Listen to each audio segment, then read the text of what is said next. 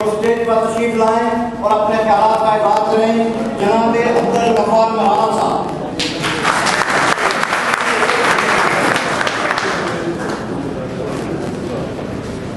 بسم اللہ الرحمن الرحیم. السلام علیکم تمام بھائیوں.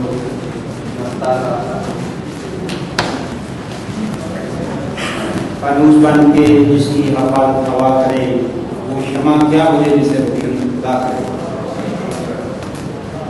یہ بات جو آج ہم کرنے جا رہے ہیں اگر یہ مہینوں پہ ٹائم دیا جائے تو ختم نہیں ہو سکتی، لیکن شارٹیج آف دا ٹائم ہماری مجبوری ہے کہ چاند الفاظ ایک موقع ملا ہے کہ ہم بھائی بہت جلدی بات کو بھول جاتے ہیں.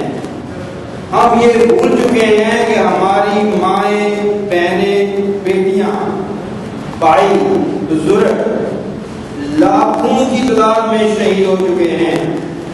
اور اس دنیا میں جب ہم کہتے ہیں یہاں پہ ہیومن رائٹ بھی ہے، یہاں پہ UN بھی بہت کام کرتا ہے، میکسیمم یہ سب مناپلی ہے، یہ سب صرف اور صرف وہاں پہ کام کرتے ہیں جہاں پہ ان کے عزائم ہوتے ہیں، مقاصد ہوتے ہیں.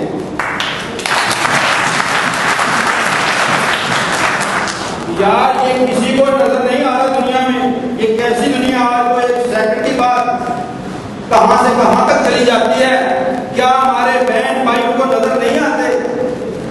کیا اتنے ہیوی ڈیوٹی ویپن ان کے اوپر رکھے گئے ہیں اور UN میں یہ ریزولوشن پڑا ہوا ہے؟ کوئی اندھا نہیں ہے، کوئی بہرا نہیں ہے، کوئی گونگا نہیں ہے کہ جس کو یہ نہیں پتا کہ جب پاکستان آزاد ہوا تھا تو قائد رحمۃ اللہ علیہ نے فرمایا تھا کہ یہ ہماری شاہراہ ہے اور ہماری شاہراہ کے اوپر انہوں نے تلوار رکھ دی ہے. اور ہم قسم کھاتے ہیں کہ جب تک ہماری شاہراہ آزاد نہیں ہوتی ہم کبھی بھی سکون سے نہیں بیٹھیں گے. اپنے خون کا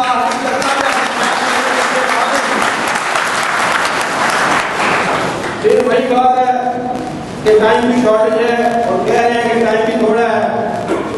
ہمیں یاد رکھنا ہے کہ ہم نے اپنی بہنوں، بھائیوں، بیٹیوں، والدین ہمارے ہیں، وہ بزرگ ہیں، وہ ہمارے، جب تک وہ آزاد نہیں ہوتے ہم اپنے آپ کو آزاد نہیں کرائیں گے.